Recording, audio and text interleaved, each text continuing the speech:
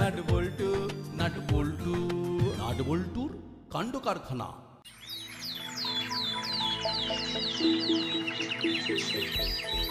বোতলটার মধ্যে কি আছে? কি দেখছে ওরা? যাই তো গিয়ে দেখি। এই কি দেখছিস রে নাট বল্টু? কি দেখছিস রে তোরা? কি দারুণ না রে বল্টু? সত্যি কি অপূর্ব লাগছে। এই চিমটি তোর কিরকম লাগছে? দারুণ লাগছে। বল না কি দেখছিস? আমাকেও দেখা। তোর চোখ আছে? চোখ কেন থাকবে না? এই দুটো কি দেখতে পাচ্ছিস না? ও তাই তো, খুদি খুদি গুলির মতো দুটো চোখ তো আছে বটে। তা দেখ, নিজে দেখে বিচার কর আমরা কি দেখছি। আমাকে দেখতে দে।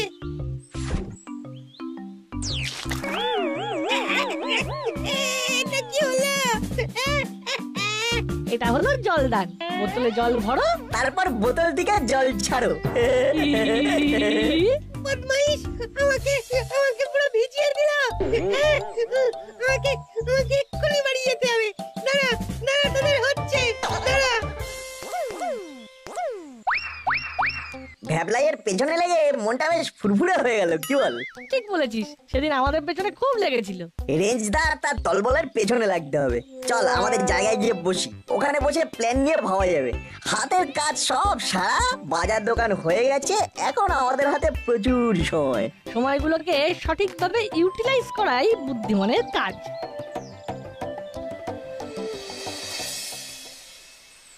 হলো সকাল সকাল গরম কফি খেয়ে দিনটা শুরু করি। মন্দ বলিসনি, আর নরম করে অমলেট। ও একেবারে জমে যাবে সকালটা। তারপর কি করব? নাট বল্টুকে দেখতে পেলে না ওদের পেছনে লাগবো। সত্যি নাট বল্টুর পেছনে না লাগলে কিছুতেই দিনটা যেন সতেজ হতে চায় না। এই মন্টুদা, আমাদের তিনজনকে 3 কাপ কফি আর 3টে নরম করে অমলেট দাও, গরম গরম। বসো, দিচ্ছি। আচ্ছা, তোমাদের আরেকজন কোথায়? হ্যাঁ, ওকে তো দেখতে পাচ্ছি না। কে? ও ভ্যাবলাই। ওর হয়তো ঘুমই ভাঙেনি। আমরা সবাই তো আর্লি রাইজার।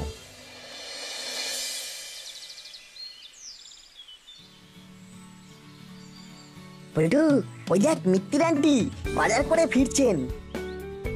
ও কি গরম পড়েছে রে বাবা! বাজার গরম আর তার সাথে প্রকৃতিও গরম, মানুষকে টিকতে দেবে না। ও এটাকেই বলে মধুর ঘাম পায়ে ফেলো। খুব কষ্ট হচ্ছে আন্টির। হ্যাঁ, ঘন ঘন ঘাম মুছছেন। চল আমরা হেল্প করি। ঠিক বলেছিস আন্টি, আমাদের হাতে দিন, আপনার খুব কষ্ট হচ্ছে। আমরা আপনার বাজারের ব্যাগ বাড়িতে পৌঁছে দেব। আপনাকে কোনো কষ্ট করতে হবে না। আমি কি করে তোদের হাতে এই ভারী ব্যাগটা দিই? তোরা বাচ্চা ছেলে। আমরা ক্লাস 7-এ পড়ি, আমরা বাচ্চা হলাম কি করে? আমরা তো বড় হয়ে গেছি। আমরা আমাদের বাড়িতেও বাজার দোকান করে তবে দুষ্টুমি করতে বেরিয়েছি। নইলে কি মা ছাড়তো? দিন আন্টি। আমি কি বলবো, তোদের আশীর্বাদ করি তোরা খুব বড় হ। তোদের দেখি আর আমার হুলো বাটালিকে দেখি কত তফাৎ।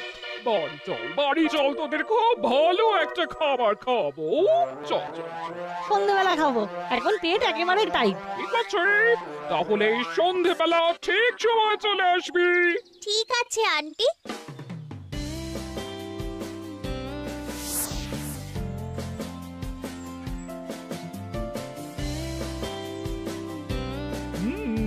এইবার দে। এই নিন আন্টি। সত্যি তোদের মতো ছেলে হয় না? তাহলে সন্ধ্যেবেলা কিন্তু আসছিস? আসছি। তাহলে এখন আমরা আসি।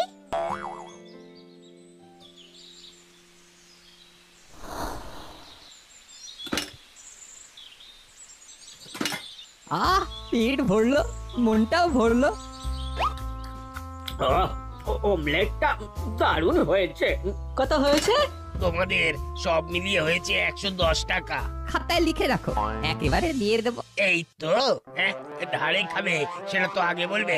হ্যাঁ, আমি খাতায় লিখে রাখা বন্ধ করে দিয়েছি। এই তো, কাল নাট বল্টু আর চিমটি এসেছিল, খেলো আর সাথে সাথে টাকা দিয়ে দিল। আরে আমার নাম রতন চচ্চড়ি, আমার নামটাই না কাফি কাফি, আর একসাথে তো অনেক হয়ে যাবে, সেটা কত ভালো লাগবে বলো। কি আর করা যাবে, আজকে তোমাদের পাওনাটা লিখেই রাখবো। যত সব, আর এদের কোনোদিন ওই ধারে চা কফি কিচ্ছুটি দেব না। হ্যাঁ, কি রে মন্টু, কি হয়েছে? গজগজ করছিস কেন? আর বলেন কেন, রেঞ্জ, হুলু আর বাটালি তিনজন মিলে কফি আর অমলেট খেলো, পয়সা দিল না। আজ নিয়ে অনেক টাকা হয়ে গেছে। হ্যাঁ, ঠিক আছে, একবার সময় করে মিত্তির ম্যাডামের সঙ্গে দেখা করে বলবো। ছেলেগুলো ভারী দুষ্টু হয়েছে, কারো কথা শোনে না। ওই তো এখন স্কুলের ছুটি পড়েছে, তাই সব সময় টই টই করে ঘুরে বেড়াচ্ছে। রাস্তায় দেখিয়ে একবার, মন্টু আমাদের একটু কড়া করে লাল চা দিস বাবা। দিচ্ছি। রেঞ্জ, রেঞ্জ ওই দেখ, একটা দামি চকলেট পড়ে আছে, কারোর বাজারের ব্যাগ থেকে পড়ে গেছে বোধহয়। তাই তো, আমাদের চোখে পড়েছে যখন, ওটা আমাদের। দাঁড়া, আমি নিয়ে আসছি।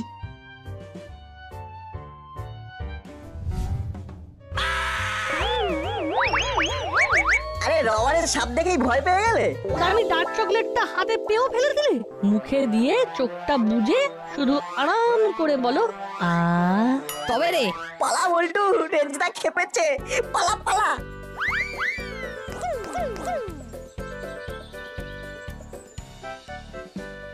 চিমটি, তুই বাড়ি থেকে ঘুরে আয়, আমরা পরে তোর সাথে দেখা করবো। ঠিক আছে।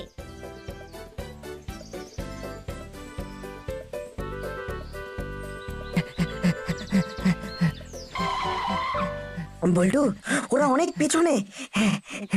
ঠিক আছে ঠিক আছে, এখানে এখানে চুপ করে একটু রেস্ট নি। উফ, উফ। হ্যাঁ ঠিক বলেছিস।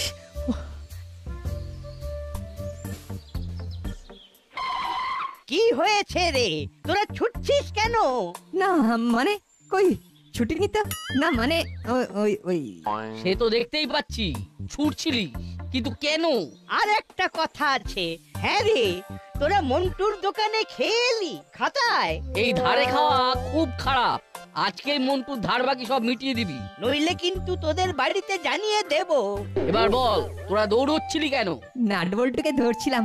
কেন, ওরা তোদের কি পাকা ধানে মই দিতে গেছে? নাট বল্টু যে আমাদের কি করেছে সেটা বোঝাতে পারবো না। ওরা ওরা খুব বদমাইশ হয়ে গেছে। ওরা খুব বদমাশ হয়েছে। আর তোরা তোরা কি হয়েছিস? যা বাড়ি যা, ফের যদি বাইরে দেখি তাহলে তোদের বাড়িতে গিয়ে বলে আসবো। শোন, আর কোনোদিন ধার বাকিতে খাবি না, মনে থাকবে? হ্যাঁ, থাকবে থাকবে। এবার ঘরে যা। চলুন এবার আমরাও বাড়ি যাই। হ্যাঁ হ্যাঁ চলুন। উফ, খুব বাঁচা বেঁচে গেছি। এখন বাড়ি যাব, আর সন্ধ্যেবেলা মিত্তিরান্তি বাড়ি যাব। হুলোদার বাটালিদার মুখটা কিরকম হবে সেটা দেখবি। দেখবে আর জ্বলবে, লুচির মতো ফুলবে। ও আর একটা কথা, সেটা তো জানাতে হবে। বুঝেছি, ওই মোটুদার ধার বাকির কথাটা তো। হ্যাঁ, সেটা তো বলতেই হবে, অবশ্য কায়দা করে।